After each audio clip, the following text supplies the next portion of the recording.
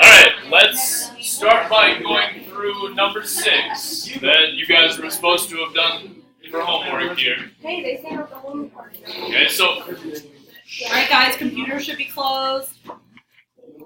We should be paying attention and listening.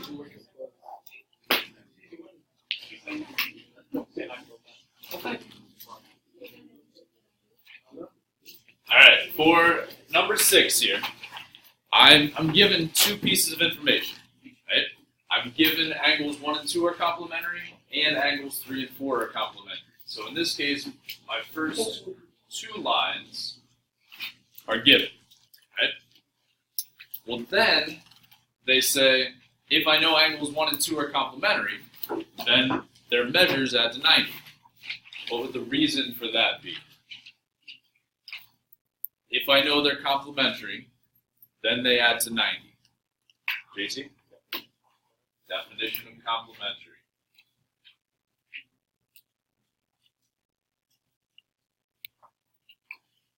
Well, then we have the same thing in line 4, right? We're saying if angles 3 and 4 are complementary, then their measures add to 90. Not going to be substitution, because I don't know that measures 1 and 3 are equal, or measures 2 and 4 are equal, so I can't replace one with the other. It's going to be definition of complementary again, right? If I know 3 and 4 are complementary, I can say their angles add to 90 by the definition of complementary.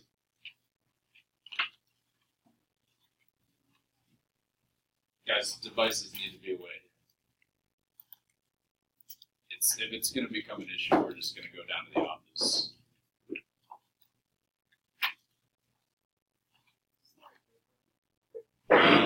Yeah, that's the review. Yeah. So now, in this proof, they claim angles 2 and 3 are congruent. That doesn't really seem to follow from anything that we've already stated.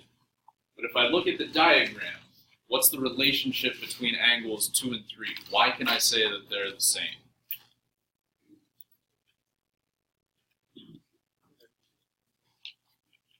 They are, yeah, I mean, they are congruent, but why? What's the relationship between them? Okay? They're vertical angles, right? Remember, whenever we have intersecting lines, angles that are right across from each other are vertical angles, okay?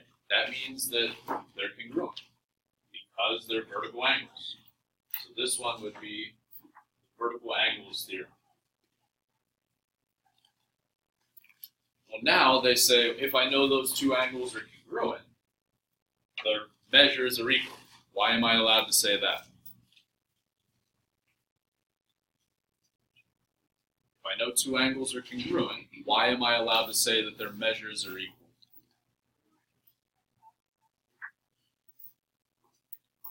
Yeah.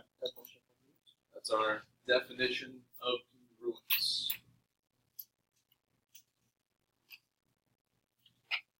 Okay, definition of congruence is the one that says if 2 angles are congruent, then measures of 1 and 2 added together equal the measures of angles 3 and 4 added together. Why would I be allowed to say that, Sebastian?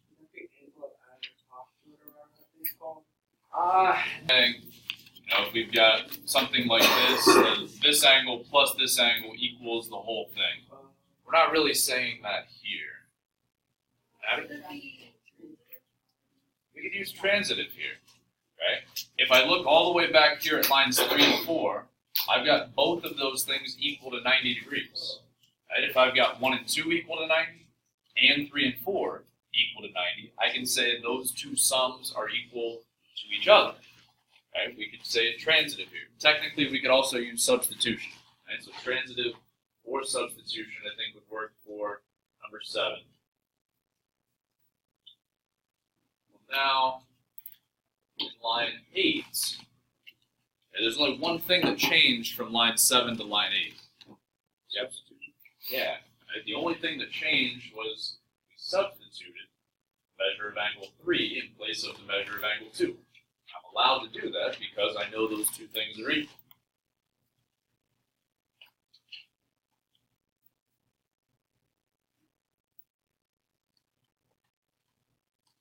Now, the equation gets a lot smaller in the next line.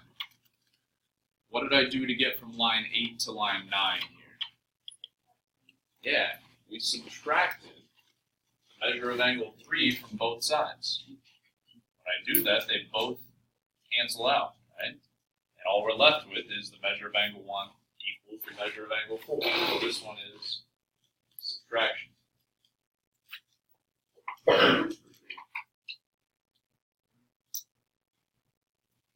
And then finally, if I know the measures of those angles are equal, why am I allowed to say the angles themselves are congruent?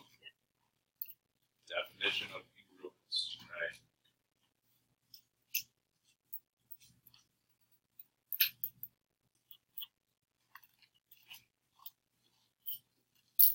right? We okay with that one?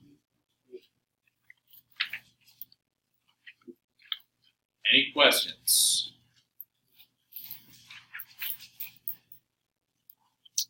All right, then flip over to the back. We're going to take a look at some of these proofs where we fill in both sides.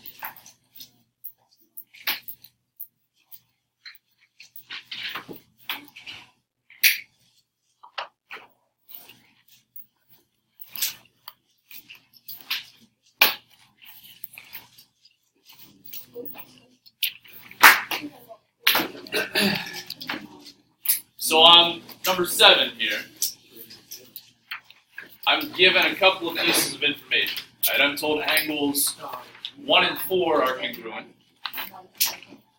and I'm told angles 4 and 5 form a linear pair. So my first line, angles 1 and 4 being congruent, is given.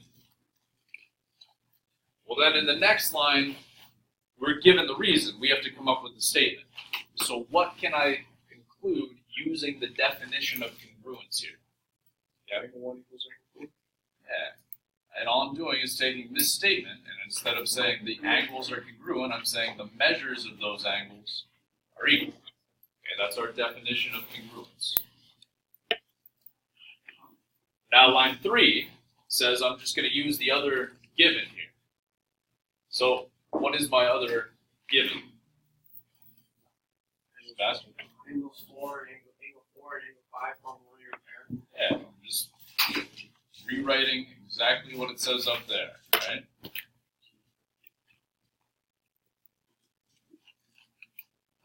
Well, now they say if I know angles 4 and 5 form a linear pair, then angles 4 and 5 are supplementary. So which of my properties, or theorems, or definitions lets me say that if they form a linear pair, then they're supplementary? Supplement theorem, right? You look at your reference sheet, that's the one that says if two angles form a linear pair, then they are supplementary. Now the next one,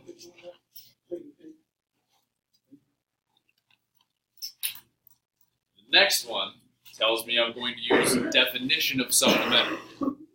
So if I know angles 4 and 5 are supplementary, what can I say using the definition of supplementary?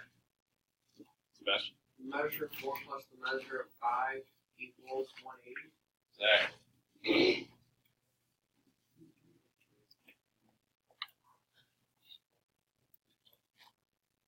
If I know two angles are supplementary, then I can say their measures add to 180 by the definition of supplementary. Well, now it tells me I'm going to use substitution. Okay, so we look at the only other piece of information we have. I know angles 1 and 4 are equal to each other.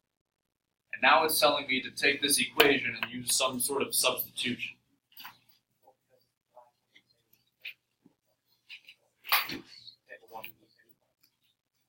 Exactly. So JT just said, since the last line, our conclusion is that angles 1 and 5 are supplementary, we're going to have to state angles 1 and 5 add to 180 here, right? So what we're going to do is substitute the measure of angle 1 in place of the measure of angle 4. We can do that because I know that they're equal. Okay, so we just substituted right here. Now, if I know two angles add to 180, why am I allowed to say that they are supplementary? Sebastian? The supplement is The supplement theorem is the one that talks about having a linear pair. Right? So here we're not saying anything about a linear pair. We're just saying they add to 180, therefore they're supplementary. Okay? This one's definition of supplementary. Right? So again, it is a small difference between supplement theorem and definition of supplementary. But definition of supplementary is the one that shows up whenever we have an actually together to equal 180. We're going to end up using definition of supplementary. Supplement theorem is the one that says if they form a linear pair, then they're supplementary. Feel okay with that one? no, Any questions? no. I just come back. Well, you're going to get better. Okay. Does anybody have any questions on this one? Trouble with what? So you feel better with the reason side? All right. Well, so why don't we look at another one together here? Why don't we do number 8 together?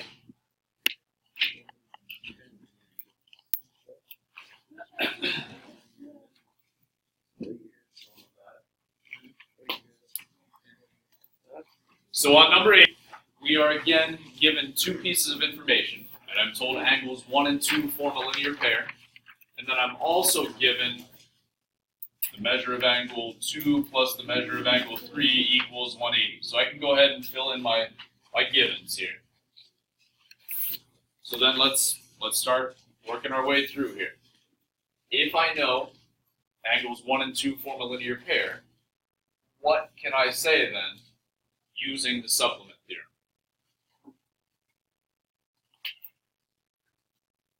Angles 1 and 2 are supplementary. Angles 1 and 2 are supplementary. Okay? If you look at your reference sheet, the angles form a linear pair, then they are supplementary.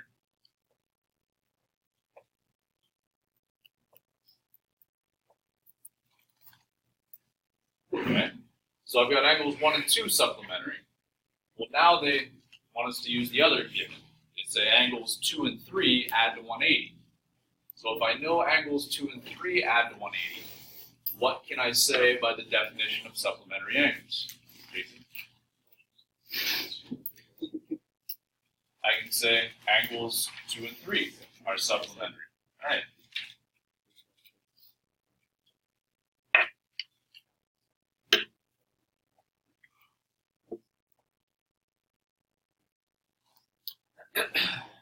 So now,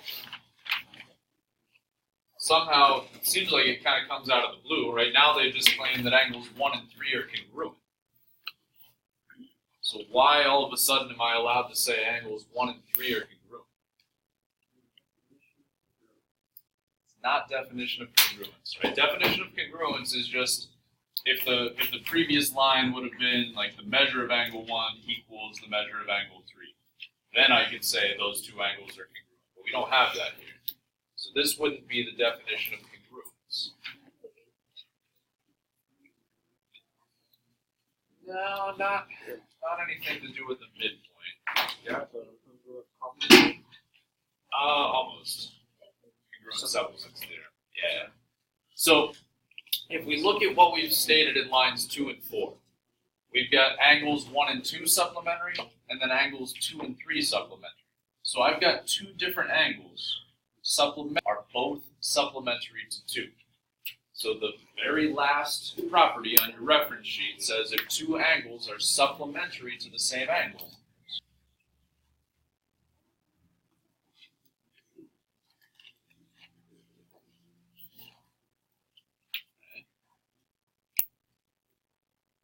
feel okay with that one?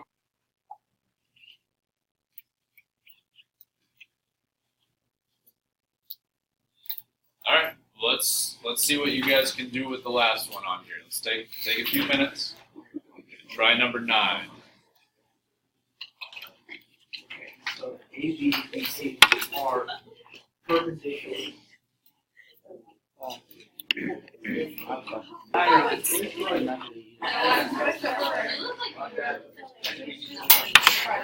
But it's got the word. We're talking about complementary. Close, convert, complement here. Because we're talking about complementary. I slept all the way through Mr. Haynes' concepts. Man, listen. Well, I did not like Mr. Haynes. I got fights with him. I was in this class. I slept in this class. I was in music in this class. Weight training? We did like I feel this class. You feel this class. So you feel like I was out cold. I give good grades on class. No, I know. But No, the life of me, I didn't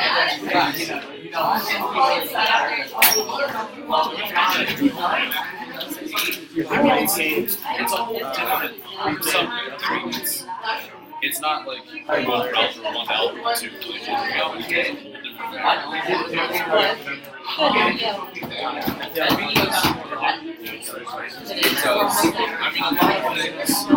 It could go either way. It's a lot of algebra stuff. Also, a lot of algebra 1 stuff and algebra 2. So it could go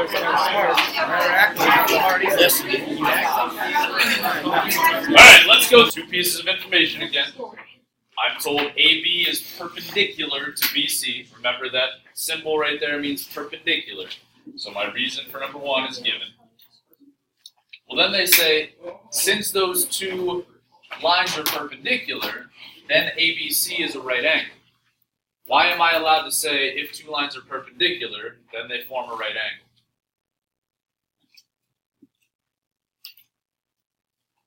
angle? Gage? Definition of perpendicular. That's just the definition of perpendicular.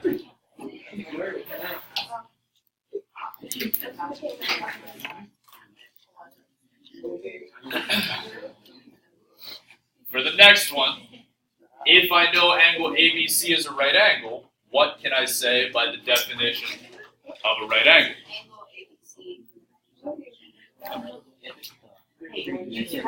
We should have that little M out in front here. The measure of angle ABC equals 90, right? If I know something is a right angle, then I can say its measure is 90. Well, now they say the measure of angle 1 plus the measure of angle 3 equals the measure of angle ABC. That doesn't really seem like it follows from anything we have so far, right? We haven't said anything about angles 1 and 3 so far, so you probably need to look at the diagram. Yeah, this one's going to be angle addition, right? We're saying this angle plus this angle equals that whole angle right there. So that's just angle addition postulate.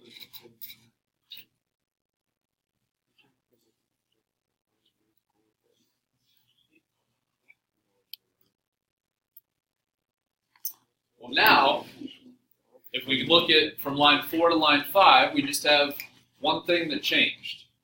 Right? The measure of angle ABC changed to 90. Why am I allowed to do that?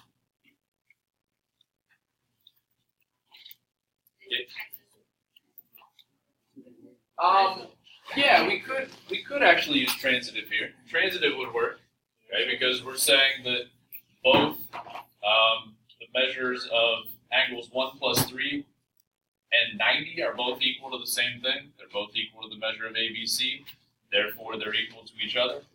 Or we can think about it as substitution, right? I can say I'm just substituting 90 in place of the measure of angle ABC because they're equal. So either transitive or substitution can work.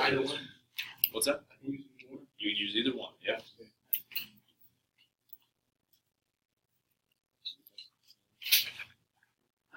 Well, now they tell me that the next reason is going to be definition of complementary angles. So if I've already stated the measures of angles 1 and 3 add to 90, what can I say then about those angles by the definition of complementary angles? Yeah, just angles 1 and 3 are complementary, right? You know, you got the right they gave you. Yes, sir. They tell us it's given, so I'm just going to write down that other piece of given information. Right? So angles 2 and 3. are complementary. Now, from that, they say angles 1 and 2 have to be congruent. So if I know angles 1 and 3 are complementary, and 2 and 3 are complementary, why can I say angles 1 and 2 are congruent then? Congruent complements theorem, right? I'm saying these two angles are complementary to the same thing. Okay, if two angles are complementary to the same angle, then they're congruent to each other by the congruent complements theorem.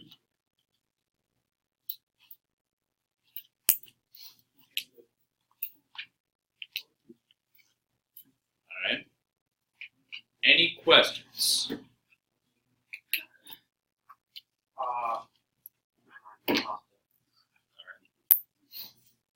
Any other questions?